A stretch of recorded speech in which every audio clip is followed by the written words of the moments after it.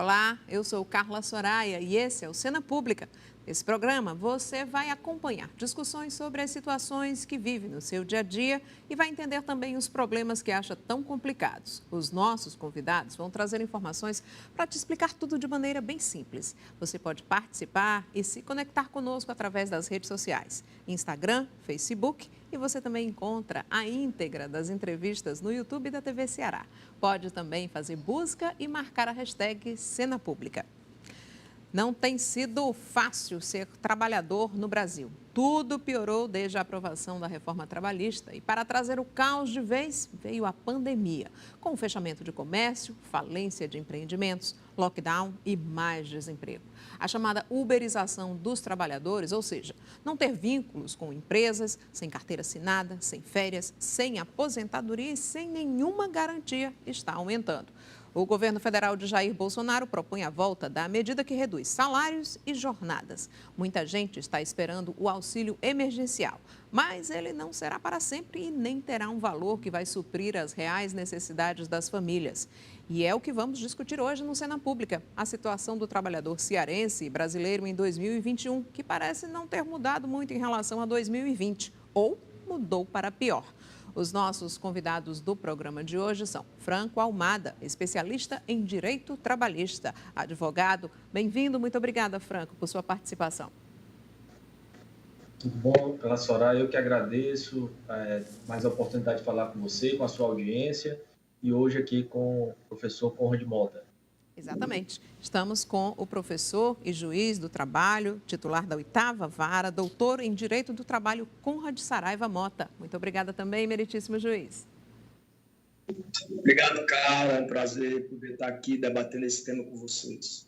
Eu gostaria de começar com essa questão aí. Eu fiz um pequeno resumo, mas a uberização pode não trazer um futuro muito promissor daqui a 10, 20 anos. O que é que vocês projetam aí para os trabalhadores brasileiros que têm o trabalho intermitente, que não tem mais a carteira assinada, que não tem mais os direitos trabalhistas garantidos assim em sua plena forma, né, como antes se via? Vou começar então com o juiz. Bem, as relações de trabalho, como toda e qualquer relação humana, elas são muito dinâmicas. E hoje em dia elas têm sofrido uma influência muito forte das novas tecnologias. É muito difícil a gente imaginar o que é que vai acontecer no futuro aí, próximo até médio prazo.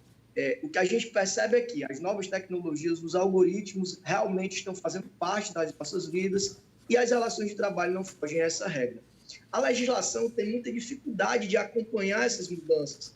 As leis elas demoram um pouco a serem aprovadas. Então, o que a gente percebe é isso. É a realidade se impondo, a legislação tentando correr atrás e não conseguindo colocar dentro de uma proteção adequada esses trabalhadores que trabalham através de plataformas como Uber, como Rappi, dentre outros. Então, o que nós percebemos é essa dinamicidade da realidade e a legislação tentando correr atrás disso daí. E para quem no dia a dia aí está defendendo o trabalhador, Franco Almada? Bom, o que se percebe, às vezes, é tentar trazer uma cultura a fórceps, né? A força. É tentar pegar uma cultura que deu certo nos Estados Unidos, ou como o que deu certo na Europa, ou que está dando certo lá, e tentar implementar na sociedade brasileira através de uma lei. Exemplo disso pode ser a uberização, exemplo disso pode ser o próprio contrato de trabalho intermitente. Então, eu sempre vejo essa inserção de culturas alienígenas na lei brasileira com uma certa ressalva e com uma certa cautela. Eu vou começar com uma questão que foi levantada agora pelo professor Conrad, que é a relação de trabalho entre as empresas e as pessoas que, durante esse período da pandemia, foram para o trabalho remoto. Essa regulamentação vai ser feita em alguns momentos, porque já tem um projeto no Senado, que é uma proposta para diminuir esses conflitos jurídicos, né? Primeiro, que todo mundo foi para casa para fazer um lockdown, mas sem muita preparação. Isso, a partir de agora, vai ter que ser definido de quem será, por exemplo, o computador que o trabalhador vai usar, que tipo de internet será usada, porque muita gente... nós estamos aqui numa conversa virtual e no começo também do lockdown nós tivemos isso. Então, eu de casa tentando fazer a minha internet não estava muito boa, eu tive que trocar de internet. Então, isso, numa regulamentação, pode ser determinado, olha, quem vai fornecer a internet é a empresa, o computador também será da empresa. Como é que isso vai ser definido a partir de agora?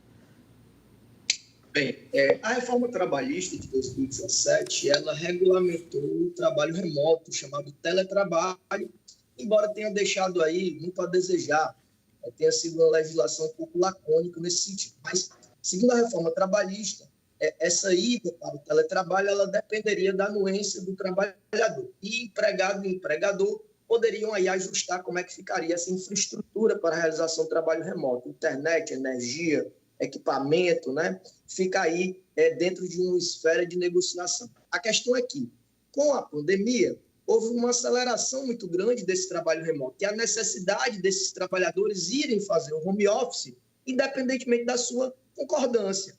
E aí foi editada uma medida provisória, a medida provisória 926 do ano passado, e essa medida provisória, ela autorizou, né, que os empregadores pudessem, de forma unilateral, colocar os seus trabalhadores em teletrabalho, em trabalho remoto. Qual é o problema disso, Carlos? O problema é que essa medida provisória caducou, então ela não foi convertida em lei, de modo que hoje retornou o sistema da CLT, que precisaria de um acordo. E aí nós estamos em um outro lockdown, em outro isolamento social rígido. As empresas precisam, muitas vezes, colocar esses trabalhadores em teletrabalho e fica na dependência da anuência do trabalhador. Então, é bem provável que o governo vai editar uma outra medida provisória, um outro ato normativo, para viabilizar essa acomodação dentro da realidade do isolamento. Uhum. Deixa eu só fazer aqui a ressalva, né? Porque tem essa proposta, que é do senador Confúcio Moura, então ela já está sendo discutida para os trabalhos em atividade de home office, né? Então, de acordo com esse projeto, as relações, né, vão ser determinadas, cabendo ao empregador a orientação e o fornecimento dos meios técnicos para que esse trabalho seja realizado. E aí o senhor citou, né, além da internet, né, a questão da energia, né, que você gasta a energia, o equipamento. Agora, Franco Almada, muita gente fez isso durante o lockdown, né? Depois voltamos ao trabalho normal ou quase normal e parte desse pessoal foi demitido. Teve gente que já entrou pedindo algum tipo de reparação por ter gasto mais energia, por ter trabalhado, né? Porque, às vezes, eu não sei com outras atividades, mas em algumas atividades as pessoas passaram a trabalhar muito mais em casa do que aquelas 8 horas determinadas pela legislação. Bom, é muito importante sempre frisar essa questão de horário em teletrabalho. Quando se fala de teletrabalho, não se pensa mais em horas de trabalho, mas em produtividade. Então, é uma dinâmica de quem está em teletrabalho, o controle dessa jornada não se dá mais por tempo de trabalho, mas sim pelo que a pessoa produz. E até porque quem está em teletrabalho, regra geral, não tem hora extra, ele sai ali do controle da CLT, ali do artigo 62. Agora, o que é bom a gente também deixar claro, Carla Soraya, é que quando o legislador imaginou o teletrabalho, ali na reforma, antes da reforma e ali na reforma trabalhista, não foi exatamente para o momento em que estamos vivendo, em que está acontecendo um teletrabalho forçado e que está acontecendo um teletrabalho concomitante a atos de isolamento.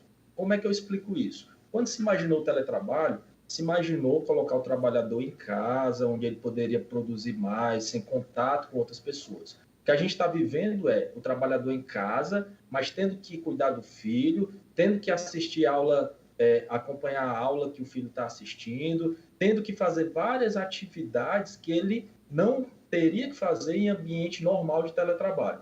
Então, por conta disso, há sim uma possibilidade de falar em jornada de trabalho, há uma possibilidade de controle de jornada, há uma discussão sobre isso, sobre essa possibilidade de controle de jornada e decorrente desse controle de jornada, ainda que em teletrabalho, algum pleito de hora extra ou algo nesse sentido.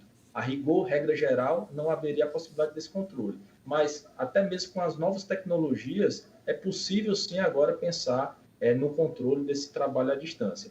E quanto à pergunta se já houve alguma demanda nesse sentido de se requerer alguma verba por investimento em internet, vai começar a haver, sim, demandas nesse sentido, porque as pessoas colocaram o teletrabalho, mas, a rigor, não deixaram claro quais seriam as responsabilidades econômicas de cada parte. Então, tendo ali por base que a empresa tem que garantir o risco da atividade econômica, é possível, sim, que o trabalhador cobre da empresa algum eventual investimento ou prejuízo nesse sentido. O advogado Franco Almada comentou aí a questão de que não é possível determinar a hora extra. Mas, por exemplo, quem está trabalhando fora de casa e que utiliza um computador, quem está em casa ou até na empresa vai poder saber quanto tempo aquele computador ficou aberto, qual foi o tempo de atividade que aquele computador teve durante o dia. Então, é possível, a partir daí, né, existem vários instrumentos, e se você quiser colocar um programa de computador no computador que é enviado para o seu trabalhador, você vai saber quanto tempo ele ficou em atividade para saber se ele fez hora extra ou não, se ele descansou mais do que o que deveria, né, se ele teve problema com a internet. Então, basta também somar tudo isso à tecnologia, não é, juiz? É verdade. É possível, sim, você, através do uso dessas ferramentas, fazer um controle, digamos assim, do tempo trabalhando. A questão que se impõe, Carla, é porque a legislação, a própria CLT, em uma alteração da reforma trabalhista, inseriu lá um inciso no artigo 62, excluindo o teletrabalhador do controle de jornada. Então, assim, independentemente do controle ser ou não ser possível, a lei diz que o teletrabalhador não tem limite de jornada, né? Então, nós teríamos que mudar a lei. Eu acho que essa mudança da lei é possível e até se impõe, porque, como você bem colocou, sim, é viável o controle de jornada hoje em dia, através de vários equipamentos que você pode utilizar.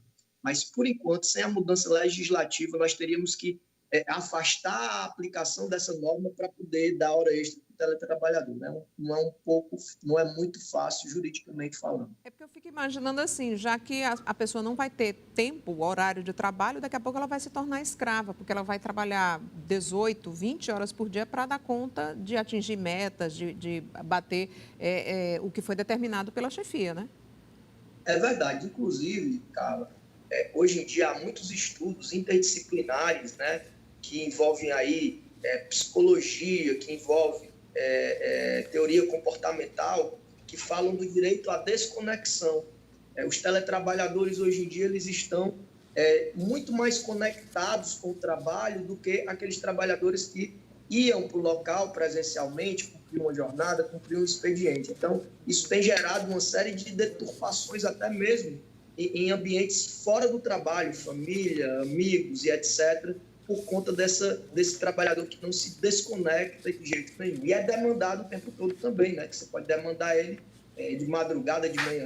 Tem gente que não tem muito filtro, né? E vai demandando ali o trabalhador em horários que não seriam usuais se fosse um trabalho presencial. Eu estou percebendo que o Franco quer complementar aí com alguma coisa. Não, é só trazendo uma pimentazinha aqui para o debate, Cassora, que a gente, como advogado, a gente atua para um lado, atua para o outro e acaba pegando ali um argumento de cada lado. Há um argumento também muito trazido pelos empresários ou pelos empregadores, que é qual realmente é a segurança efetiva de que se o meu trabalhador fez lá o login e que ele realmente ficou em frente à tela todas aquelas horas trabalhando. Por isso que eu volto para a questão da produção, né? Independente do tempo de conexão, do tempo logado no sistema, a produção dele é condizente com o tempo ou seria talvez uma forma de dizer que está trabalhando mais sem trabalhar? Trago só esse argumento aqui para apimentar um pouco o debate. Tá certo. Agora vamos mudar de foco, né? Vamos mudar de assunto e falar agora sobre a possibilidade do retorno da redução de jornadas e redução de salários. A gente viu isso acontecendo no ano de 2020 e a possibilidade desse retorno agora em 2021 por conta da situação, do prolongamento dessa pandemia, mesmo com a chegada das vacinas. De que forma essas reduções de salário e de jornada chegaram até os escritórios de advocacia e até mesmo aos tribunais, né? De que forma isso foi analisado no ano de 2020? Vou começar de novo com o professor e juiz Conrad. Bem, no ano passado, logo quando começou o isolamento decorrente da pandemia, houve uma série de medidas provisórias na tentativa de tentar manter lá o trabalho e o emprego das pessoas. E uma delas foi a medida provisória que autorizou a redução da jornada e a suspensão do contrato de trabalho. Tá? Essa medida provisória, posteriormente, foi transformada em uma lei, a Lei 14.020, de 2020. E essa lei hoje autoriza a realização, mediante acordo, então não é um ato unilateral, tanto da suspensão do contrato de trabalho, como também da redução da jornada em 25%, 50% ou 70% do tempo de trabalho do empregado. Agora, qual é o grande problema? O grande problema é que, quando há essa redução de jornada ou a suspensão do contrato, o governo ele entra com um benefício chamado benefício emergencial de manutenção do trabalho no emprego. E esse benefício emergencial, ele não tem previsão orçamentária depois que a primeira leva, digamos, de reduções e suspensões aconteceu. Então, nós não teríamos hoje a possibilidade de fazer a redução ou a suspensão do contrato nos termos da lei, porque o empregado reduziria o seu vencimento, a sua remuneração, ou perderia completamente no caso da suspensão, e nós não teríamos esse aporte do governo. Então, para que isso seja reativado, é preciso sim que o governo tenha um orçamento específico e destine a esses trabalhadores esse benefício emergencial, senão fica realmente inviável a realização da suspensão do contrato e da redução da jornada. Franco. Bom, além disso, também é válido relembrar que precisa estar decretado, através do Senado Federal, o estado de calamidade no país, né? A Lei 14.020, ela vincula também a esse estado de calamidade. E trazendo aqui mais uma informação da conversa que se tem com alguns empresários, o que se teme e o que se pede para ser reajustado também é a questão da estabilidade. Eu falo estabilidade, eu sou até um pouco, não muito técnico, mas garantia. A garantia de emprego que resultante da redução e da suspensão do trabalho. Então, o que acontece, Carla? Quando houve essa possibilidade no ano passado e o empresário tomava essa atitude ou de reduzir ou de suspender, pelo mesmo tempo em que esse trabalhador ficou com carga reduzida ou ficou com contrato suspenso, ele não poderia ser demitido sem receber uma indenização decorrente dessa suspensão ou dessa redução. Então, existem setores da economia que basta abrir e esse setor vai se movimentar, né? E existem outros setores da economia que, mesmo que sejam abertos, não é garantia que esse setor vai ter vendas ou vai produzir, como, por exemplo, o turismo, né? A gente pode usar um exemplo bem claro do turismo. Então, cada vez que o empregador ele utilizava essa redução ou essa suspensão, ele se comprometia para frente com esse funcionário. Então, há um pedido agora do setor empresarial de que, uma vez que volte a existir a possibilidade dessa redução e dessa suspensão, que essa garantia de emprego não seja mais aplicada, o que vai um pouco em contrassenso com o que o governo pretende, porque o que se busca mesmo é a manutenção do emprego, né, para o funcionário. Ou seja, resumindo e, como a gente costuma dizer aqui, transformando tudo isso de forma bem simples para que o pessoal de casa possa entender. Essa nova medida vai reduzir jornadas, vai reduzir salários, mas diferente do que aconteceu no ano passado, não vai prometer que ninguém vai continuar empregado depois que isso acabar. O pedido do setor é esse, né? Mas nós achamos pouco viável que isso aconteça, porque há nesse ato a real intenção de que esse emprego seja garantido. Agora, existe realmente, atualmente, um pedido do setor dos empresários para que essa garantia não exista mais. Eu queria entender melhor essa questão, porque quando se diz assim, as empresas estão passando por problemas sérios, elas estão com dificuldades, a gente entende. Quando as coisas voltarem ao normal, as demandas serão maiores, ou seja, teremos pessoas indo de volta aos bares, aos restaurantes, voltando ao comércio. Então, vai haver necessidade de contratação de pessoas. Quando se diz vai ter muita demissão agora, se esquece que pode também ter muita contratação no futuro, né? Mas só se coloca o quadro mais pessimista. Isso é para assustar também muito a população? Eu acredito, Soraya, que a questão seja um pouco mais complexa, né? Porque quando a gente vai analisar essa questão de empregabilidade, a gente entra num campo muito mais da economia do que propriamente do direito, né? Eu acho que essas intervenções do governo, sobretudo através das leis, que são leis absolutamente, digamos assim, precárias, porque elas trabalham dentro de um período determinado, né? Elas são leis ocasionais, são paliativas, na tentativa de conter a crise, né? De estancar a sangria. Então, é uma forma de alguma maneira, manter os postos de trabalho.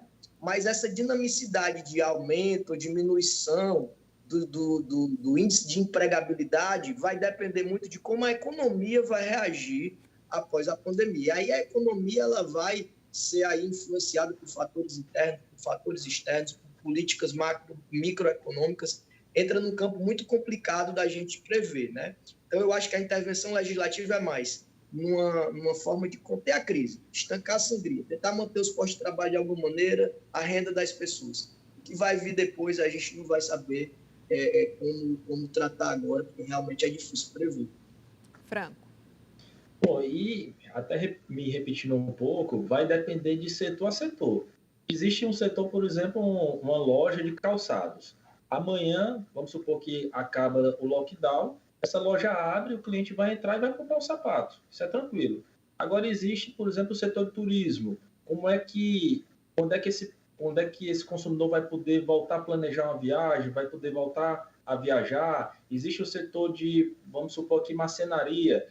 Será que as pessoas vão aceitar que entre dentro da casa dela outra pessoa para montar um móvel que não esteja ali com a maior segurança possível, que não esteja vacinada? Então, assim, existem setores que basta abrir, que vai haver uma tendência natural de utilização dos serviços dos produtos, e existem outros setores um pouco mais complexos.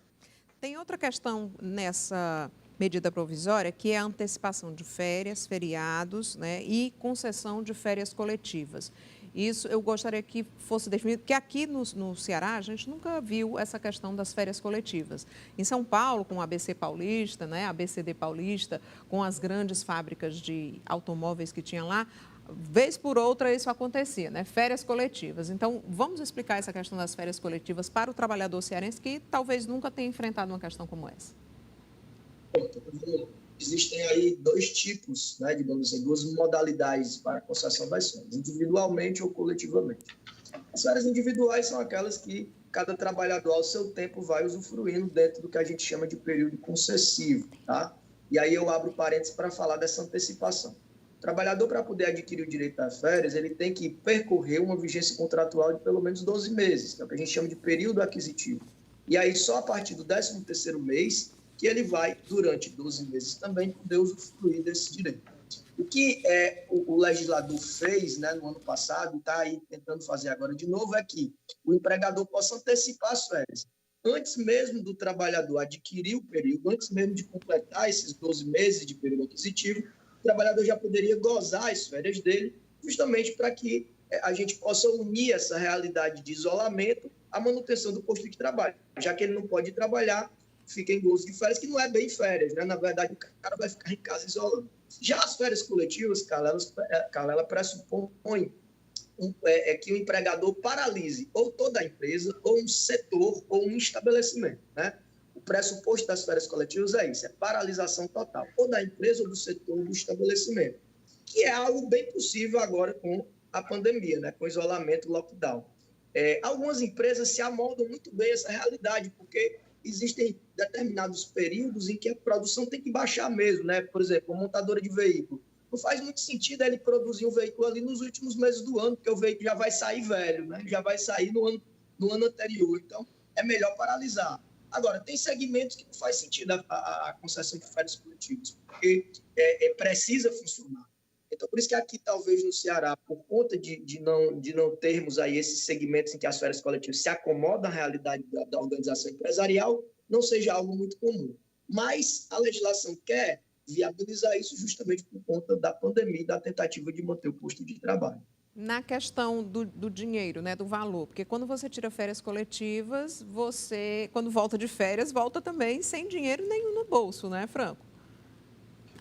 Esse dinheiro, ele é antecipado, né? Esse pagamento das férias, o trabalhador, ele já recebe ele antecipado, então é necessário uma programação financeira, porque senão realmente volta liso, né? Como se diz aqui no Ceará. Uhum.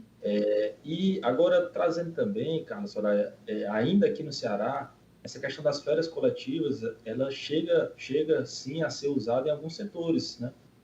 O professor falou aí de um setor especificamente aí do setor automobilístico, mas eu vejo com frequência também na produção de roupas, por exemplo, inclusive advogo para algumas indústrias nesse sentido, onde é dadas as férias coletivas ali no final do ano, montagem de móveis também. Então, alguns setores eles já utilizavam essas férias coletivas, independente aí dessa questão da pandemia.